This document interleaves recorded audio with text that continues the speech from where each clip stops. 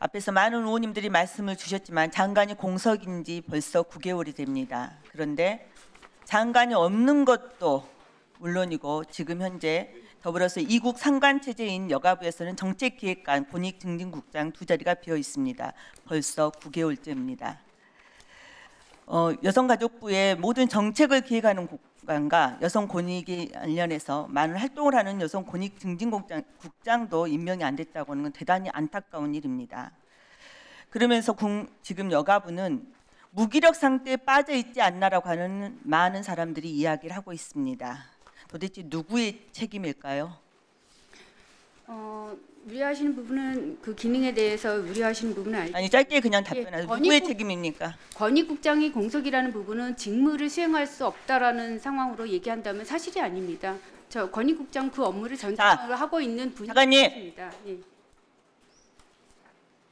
상징적인 역할하는 수장이 없다고 하는 것은 어떤 이유로도 설명할 수 없는 거예요. 알아서 한다 이런 말씀이 말이 된다고 생각하십니까?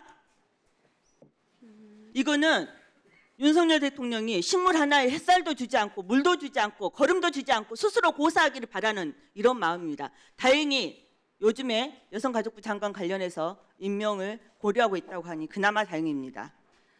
다시 한번 윤석열 대통령에게 이 자리를 빌어서 여가부 장관 임명을 촉구하는 바입니다. 동두천 성병관리소 관련해서 말씀드리겠습니다. 우리나라 근대 역사 속에서 여성들은 국가로 인해 성폭력과 성매매 대상이 되는 잔혹한 경험을 한 적이 있습니다.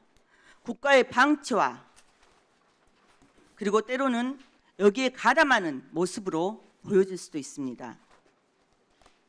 동두천 성병관리소는 과거 미군 주둔지에서 여성이 성매매와 성병 관리의 대상으로 기능했던 상징적인 공간입니다. 단순히 철거 또는 문화재 지정으로부터 이다라고 하는 이 설명으로 다 할 수 없습니다. 대한민국 정부가 주한미군 기지촌에서 성매매를 조장하고 방조하고 묵인함으로써 성매매 피해자가 발생을 했고 우리 대법원도 인정한 부정할 수 없는 사실입니다. 아울러 성매매 여성들을 상대로 의무적으로 실시한 성병 검진 및 치료 과정에서 있었던 부당한 가혹 행위로 인해 정신적, 피해적, 신체적 피해가 발생을 했습니다. 국가가 직접 나서서 성병 관리까지 해주면서 미군에게 끊임없이 우리나라 여성들의 인권을 유린하도록 열어준 아프고도 슬픈 기억입니다. 혹시 독일의 홀로코스트를 알고 계시죠? 네. 집 앞에, 일터 옆에 박물관이 아닌 일상에서 추모와 반성을 하도록 만들어 놓은 곳입니다. 되풀이되면 안 되는 역사였기 때문입니다. 전주의 선미촌 알고 계시죠? 예. 네. 일제 강점기 이후부터 성매매를 상징했던 공간입니다. 그리고 성매매의 직결지였습니다.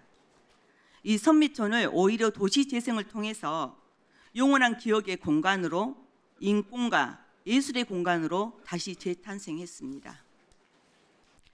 여성가족부는 이러한 역사적 사실을 어떻게 바라봐야 하는지 후세대에게 그 의미를 어떻게 전달해야 될지 입장을 저는 가져야 된다고 생각을 합니다.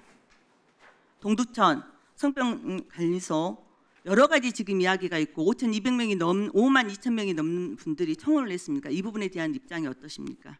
예, 이게 지금 경기도 동두천시 등 관계기관 입장이 또 있고 그다음에 또 현장에서 이 반대를 하시는 그 의원님 말씀하신 취지 때문에 그렇게 하시는 분들도 청원을 넣으셨던 것도 잘 알고 있고요. 그래서 저희가 그 현장 해당 지역도 방문하고 의견도 잘 청취를 했습니다. 그래서 여가부의 입장이 뭐냐고요?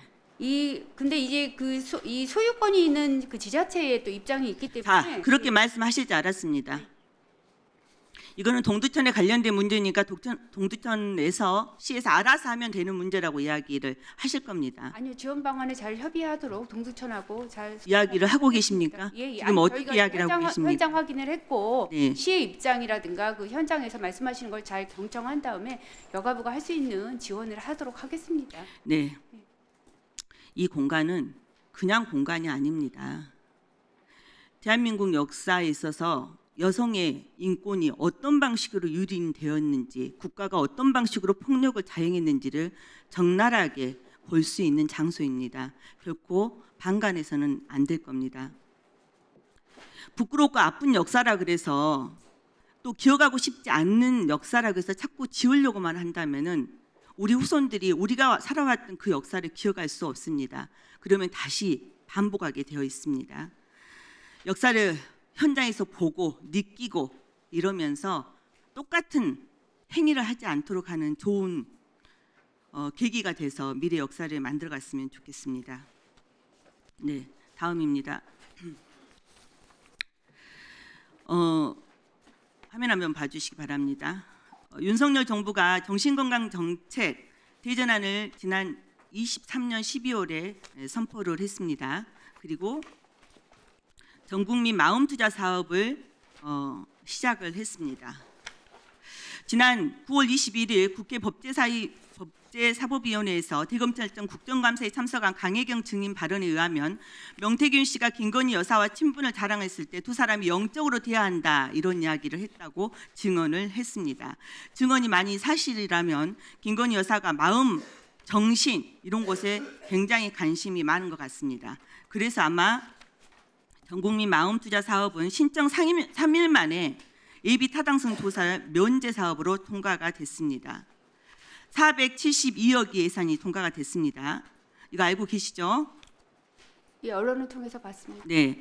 그런데 작가님, 청소년 상담사의 자격 관리를 하는 청소년 상담사 자격 연수 시스템 재구축 사업은 21년에 ISP 수립 완료했고 22년에 적정성 검토까지 마쳤는데도 9억 2천만 원 예산 전액 미반영됐죠? 예.